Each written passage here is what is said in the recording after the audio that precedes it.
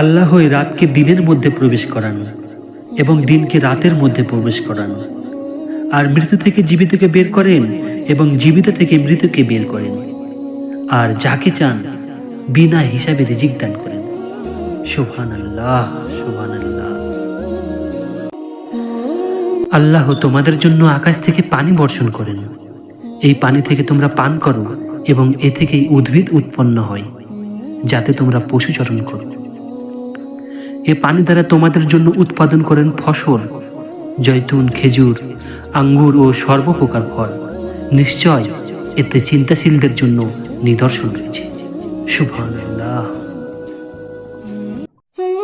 তিনি কাজে লাগিয়ে দিয়েছেন সমুদ্রকে, যাতে তা থেকে তোমরা তাজা মাংস খেতে পারো এবং তা থেকে বের করতে পারো পরিধেয় অলংকার।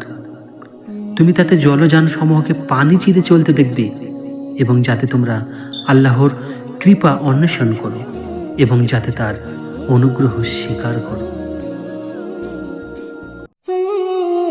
আল্লাহ তোমাদের কাজে নিয়োজিত করেছেন রাত্রি, দিন, সূর্য এবং চন্দ্রকে। তারকাসমূহ তারই বিধানের কর্মে নিয়োজিত রয়েছে। নিশ্চয় এতে চিন্তাশীলদের জন্য নিদর্শনগুলি রয়েছে।